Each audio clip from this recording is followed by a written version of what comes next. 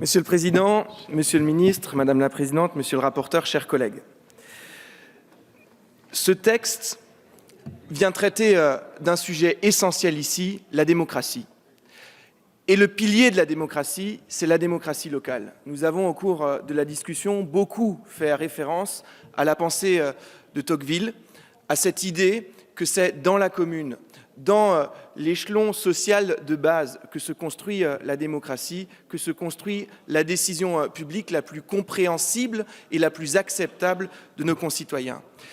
Je tiens, après ces propos liminaires, à remercier le ton et la façon dont nous avons pu discuter ce texte, Monsieur le Ministre, Monsieur le rapporteur, pour la qualité des échanges que nous avons pu avoir, même si les points de diversion, de désaccords ont pu, au fil du temps, être finalement assez nombreux dans cette discussion.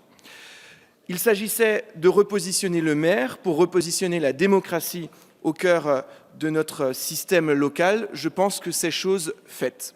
Néanmoins, si la qualité de nos discussions a été au rendez-vous, on a aussi pu constater, au fil de quelques accroches dans ce débat, que notre nouveau règlement intérieur, notamment, pose un certain nombre de questions d'un point de vue de la démocratie. Et je pense notamment, Madame la Présidente de la Commission des lois, à l'application de l'article 45, parce que je n'ai toujours pas compris pourquoi des dispositions qui concernaient, par exemple, les gardes champêtres, qui sont le bras armé du pouvoir de police du maire, qui sont un des éléments discutés dans ce texte, ont été retoqués, alors que d'autres, sur l'évolution du mode de scrutin, sur la parité, ou bien sur les conseillers consulaires, qui n'étaient absolument pas dans le texte initial et évoqués, ont pu être adoptés, parfois pour certains de nos collègues, et rejetés pour d'autres au titre de l'article 45. Relever aussi que malheureusement, le travail de notre Assemblée spécialisée sur les collectivités territoriales, Monsieur le Président Cazeneuve, aucun amendement de la délégation aux collectivités territoriales n'a malheureusement été retenu. Eh bien, là aussi, je pense que c'est un élément de déception que nous pouvons collectivement partager au sein de cette Assemblée. Toujours est-il qu'à la fin, nous n'arrivons pas à un consensus, Monsieur Houillet, mais bien à un compromis.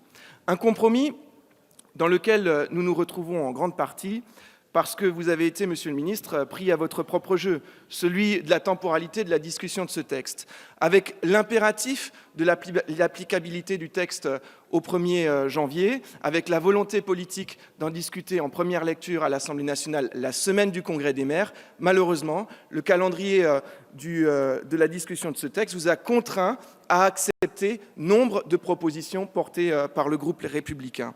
En ce sens, je me satisfais notamment de la suppression des compétences optionnelles, qui était une mesure portée par le groupe Les Républicains, et notamment par le groupe Les Républicains au Sénat. Et je tiens là à souligner le travail que nous avons mené avec mon collègue Mathieu Darnaud et Arnaud Viala.